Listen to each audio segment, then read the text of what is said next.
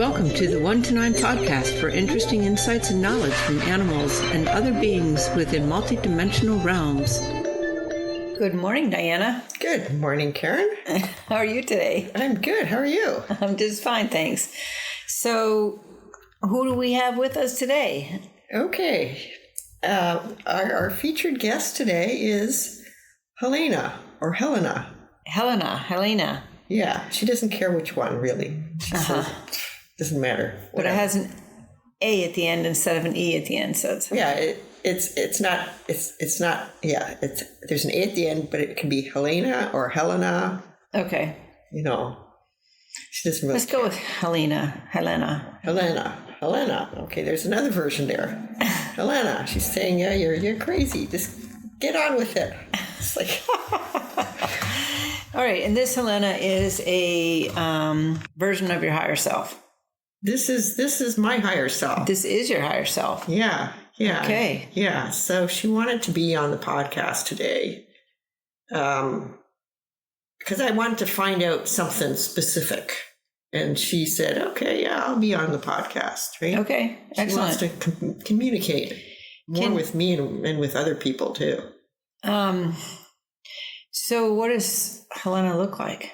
Well, okay, she's a female figure, and I've always seen her in this long, dark, long-sleeved, long dress, and it's of some kind of dark material. I thought at first it was kind of like midnight blue.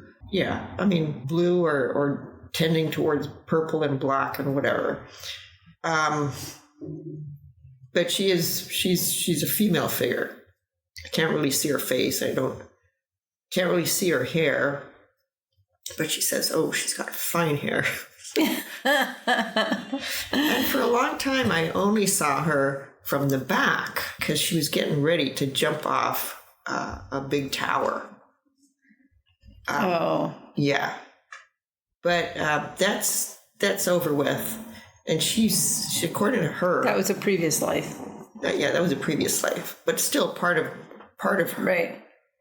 Helena's higher self. She has gathered together a lot of these prior selves, and it's like they're under her skirt. They're under her skirt? Yeah, I mean, she's taking care of them. Is it like a skirt or a cloak? No, it's like, it's a full skirt. Like a hoop skirt. Hoop skirt, exactly, yeah. All right. But there's no hoop there.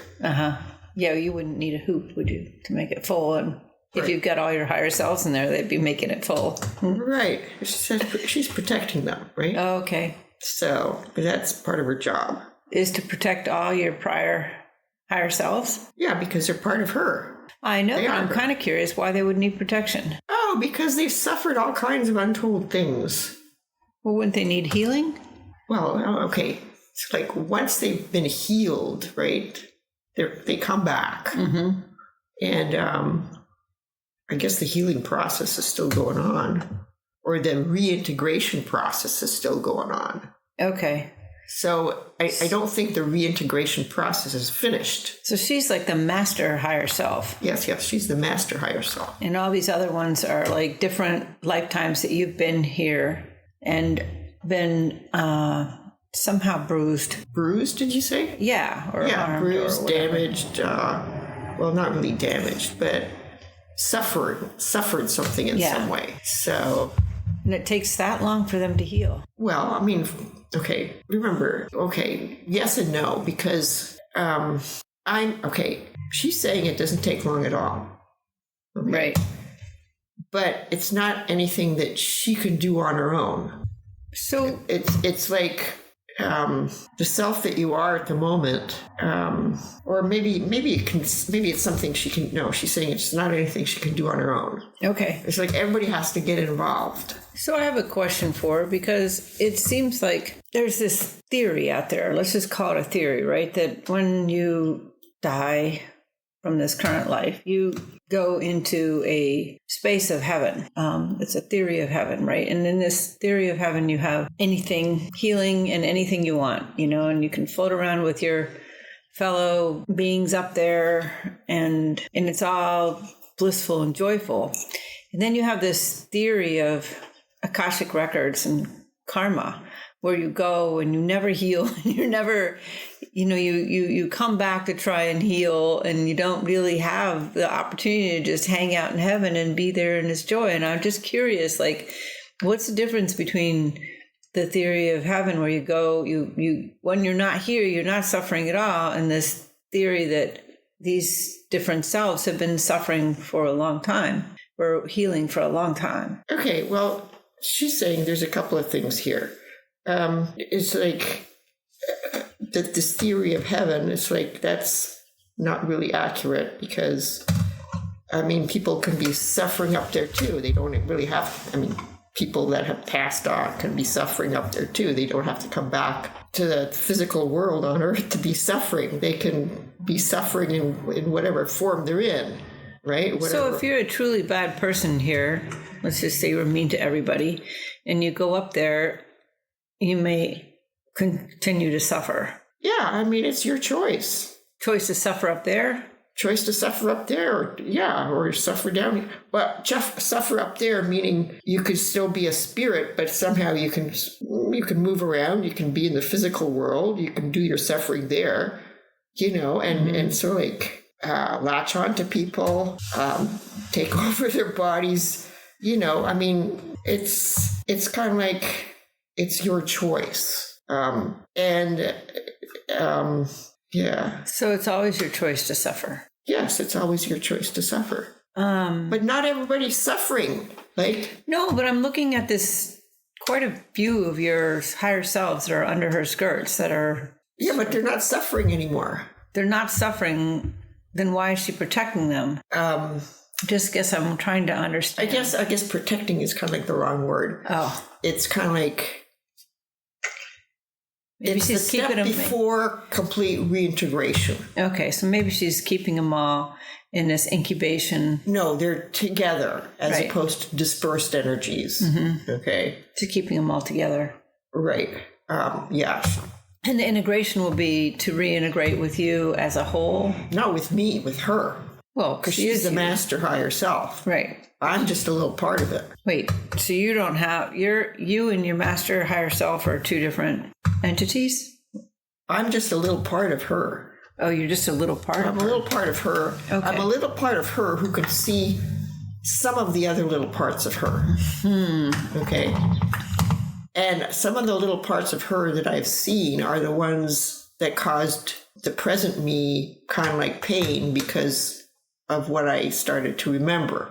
Mm-hmm. But there's other little parts that I have not remembered yet, but there's maybe because there's no great tragedy attached to them, no suffering or whatever. Or great joy. Or are you not allowed to experience that? You just remember the suffering. I think you're allowed to experience great joy too. Right. So is this pretty much like it is for everyone? There's a master higher self, and then there's a lot of... Yes. And they're not to be confused with fragments of yourself that haven't been fully reintegrated. No, they're not, because they've led their own lives. So this is where it gets a little bit complicated, because then you can have the smaller versions, and they leave fragments of themselves, right?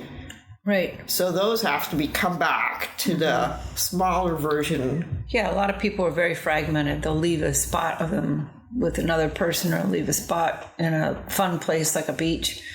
Yeah. Where it can stay happy, where the rest of you goes and onto your suffering life. This is why it's like when people pass on, they go into kind of like this hospital-like place where basically all their fragments come back. And sometimes from our perception, our meaning, so like the physical world perception, it takes a long time.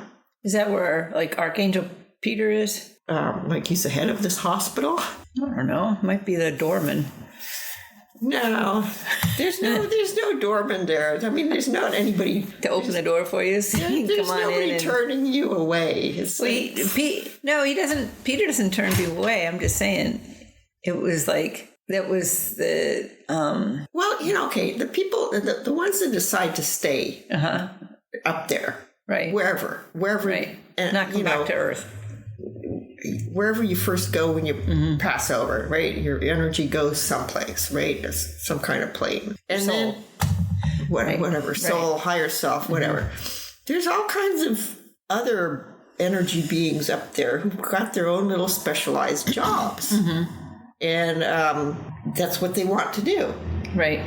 So they help you reintegrate into this They kind of help you decide what you want to do. Right. While you're there. While you're there, yeah. And do they help you review what you did here, or just talk to you about it? Like pull you all together if you're in fragments, or no. Well, there's that kind of like the medical kind of part where they kind of like make you whole again. Pull back all the energies, right? And then once that's all fixed up, you move on to sort of kind of like deciding what you're going to be doing. Okay. But just out of curiosity, since we're on this tangent of explaining this part of the process, along with the choices of what you can do when you're up there, where you can go, and do you also have like the choices of who to hang out with? Oh yeah. Okay. Yeah, and there'll be people, former people or energy beings or whatever who will also be making similar decisions. Oh, do they want to hang out with you? Right, of course. Right? Of course. That's the way it works here usually too. Yeah. And so quite a lot of the time, like, we meaning so like people in general end up coming back for maybe because we just thought what happened to us, all the experiences we had were just so interesting and fabulous. Oh, I want to do this again. Well, that brings up a whole nother point. But yeah, I think that I have, for some reason, I get the sense that our very essence of our own energy, and this higher self maybe could answer this question, is our one objective, which can be done a billion trillion different ways, is to expand.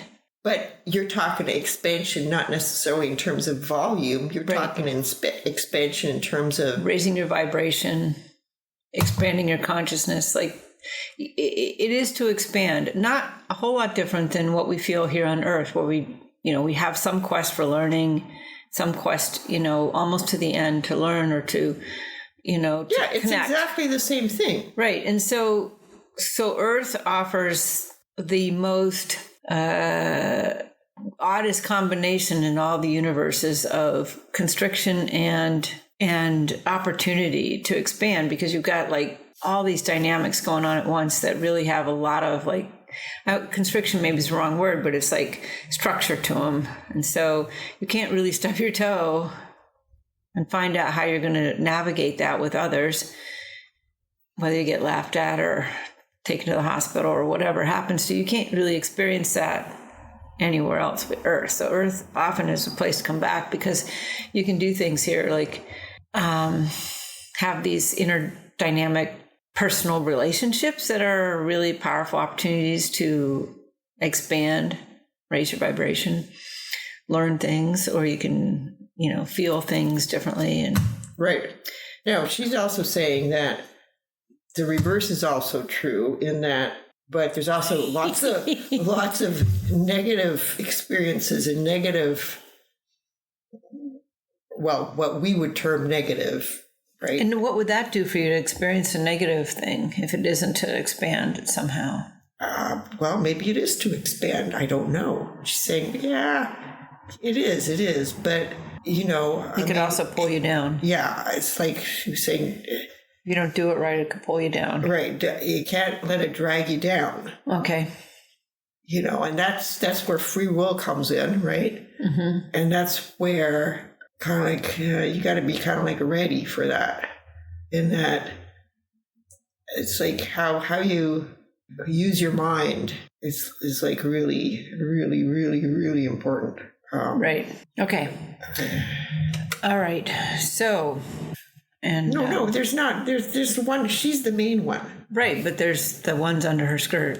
Yeah, well, but they're versions. Mm-hmm. I mean, there's no time and no space, right? But these are all versions of myself that have, at one point, that have been physically alive. Do we have any idea how many there are?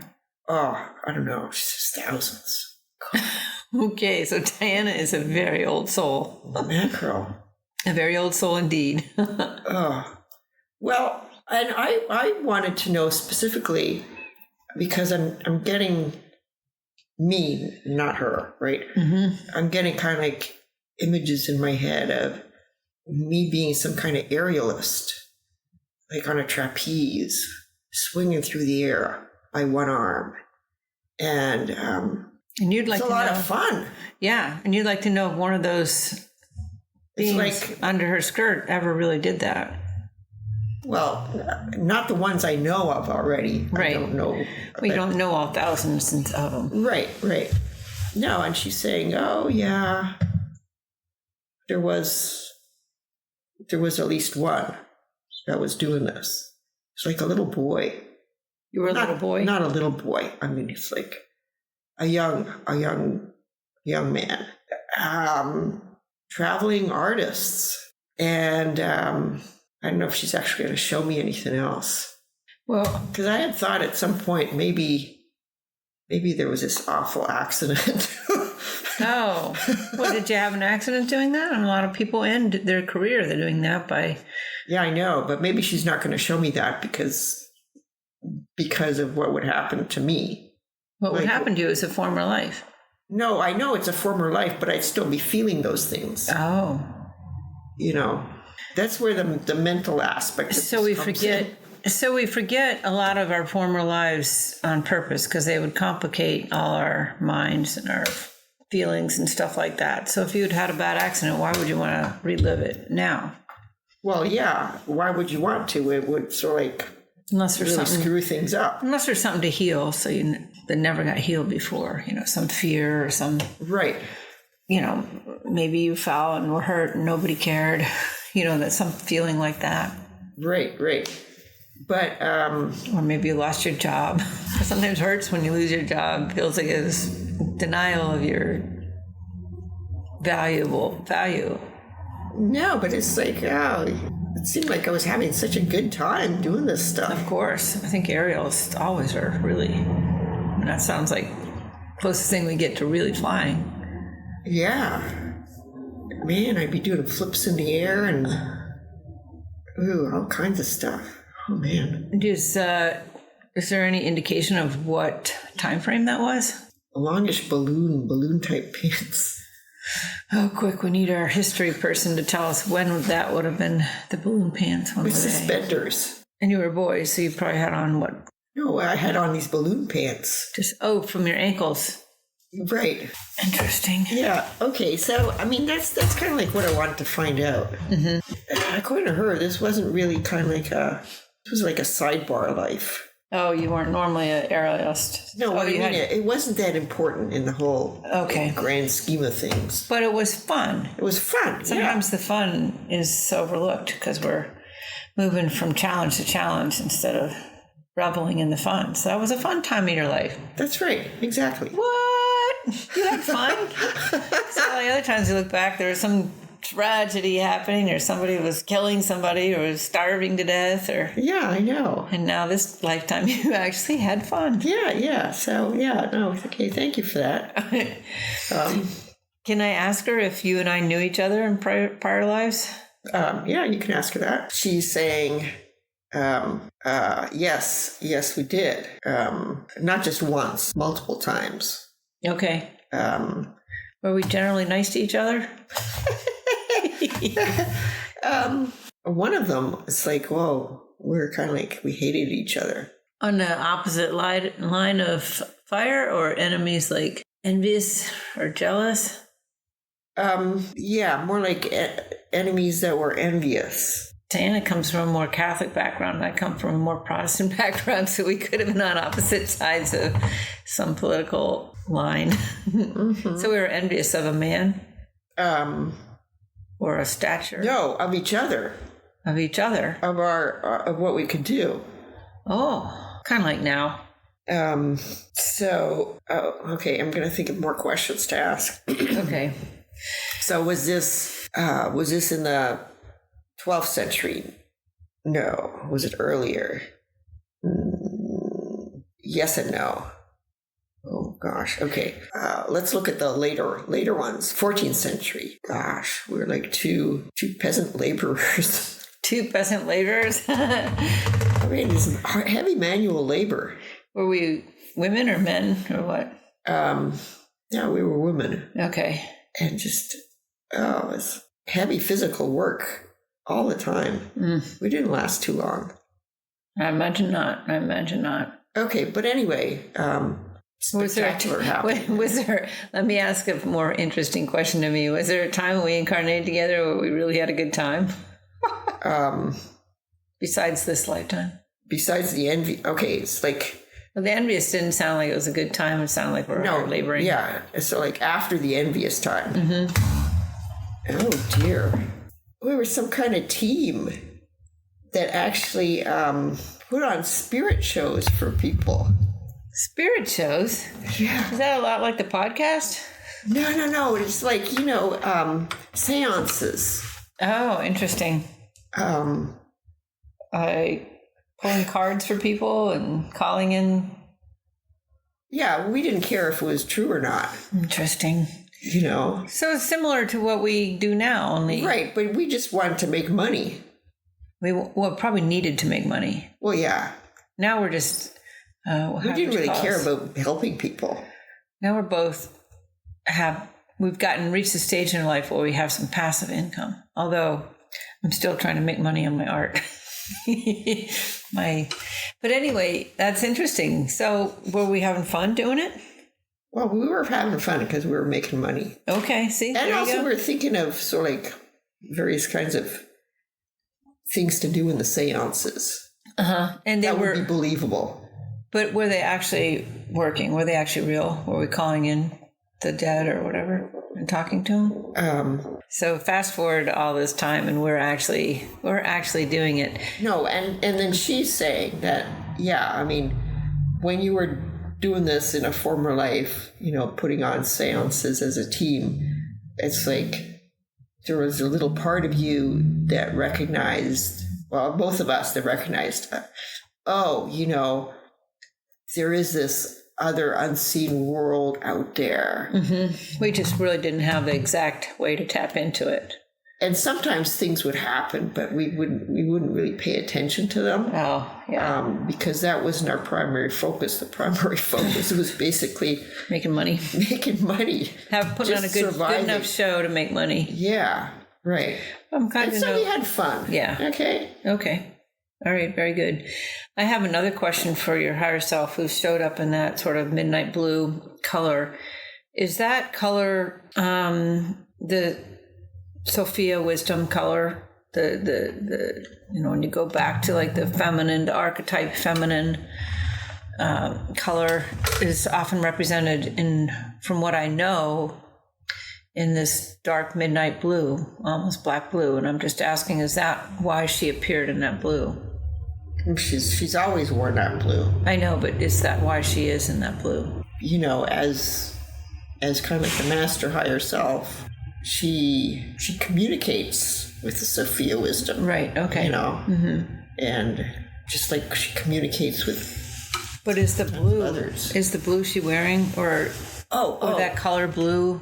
It facilitates communication with the Sophia wisdom. Yeah, okay. Does it? It does. It does. Okay. Very interesting. Mm-hmm. So is there, do you have more questions for her now beyond the trapeze piece? No, not really. Okay. Okay, I do have I do. Okay. Is it worthwhile to pursue, finding out about past lives that are not that important in the whole scheme of things? And she says, well, if you want to find out about them, all the information is there. But why do you want to know? Are you going to do anything with that knowledge? Write a book? Not necessarily, Then it's up to you. If you want to find them out, you can. It's not really necessary to find it out to live a fulfilling... Right, because, what it is that you have to find out in order to reach your goals. I mean, you've got your own personal goals, but the other goal of elevating your frequency and ascending is like you will be guided and you'll be given the tools to kind of access the past lives, what you need to know about. Okay. All right. It seems like I had a question that popped in and then it popped out. Oh. It was a good question, too. It should pop in again. Have it pop in, just like that. I think I wanted to know a little bit about the future Diana's lives. Like, how far into the future can we ask questions about?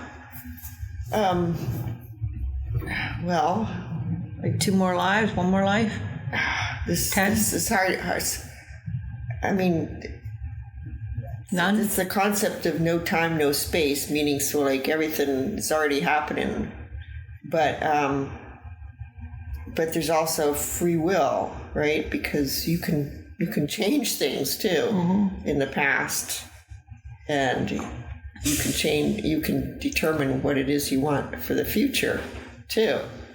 So, oh yeah, she's saying you can look at the future, the near future, but that's not necessarily going to be happening that way.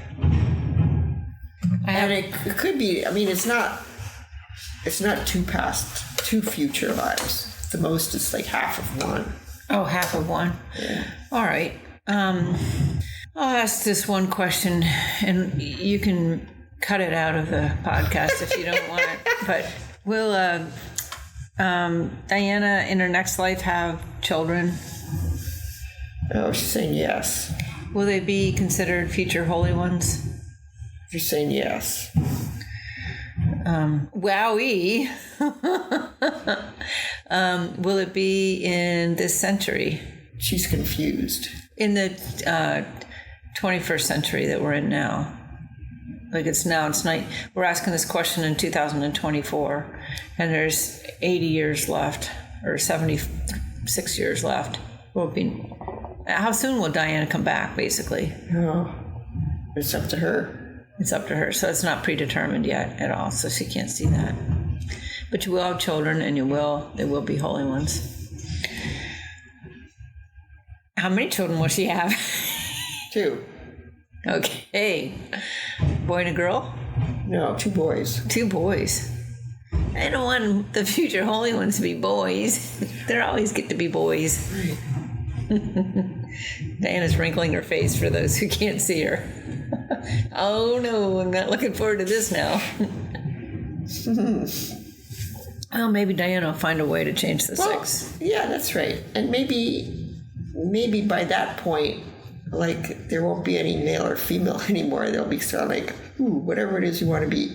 Right, totally free-formed. Yeah, I think we're moving in that direction of no boys and no girls, but just really having a lot more freedom to, express yourself. Right.